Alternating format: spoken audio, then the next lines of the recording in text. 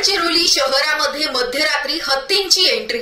मागील काही महिन्यांपासून गडचिरोली आणि आरमोरी तालुक्यातील जंगलात वास्तव्यास असलेल्या दोन रानटी डक्कर हत्तींनी आज मध्यरात्री चक्क गडचिरोली शहरात प्रवेश केला। रात्रभर त्यांनी राष्ट्रीय महामार्गासह गल्ली बोळातूनही फेरफटका मारला।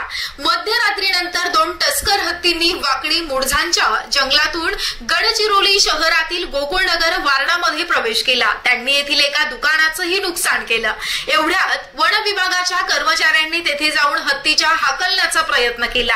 हे हत्ती शासकीय विज्ञान महाविद्यालयाजवळून पोटेगाव बायपास मार्गे मुख्य वनसंरक्षक आणि उपवनसंरक्षण कार्यालयाचं दर्शन घेत लाझेंडा वार्डात पोहोचले। त्यानंतर राष्ट्रीय महामार्गावरून त्यांना अमीरजा परिसरातील जंगलात हुसकावून लावण्यात आलं, असे उपवनसंरक्षक मिलिश दत्त शर्मा यांनी सांगितलं। 15 दिवसापूर्वी हेच हत्ती रांगी गिलगाव मार्गे आरमोरी तालुक्यातील मानापूर गावात पोहोचले होते। त्यावेळी देखील हत्तींना पाहून घाबरल्यानं एक महिला खाली पडून जखमी झाली होती।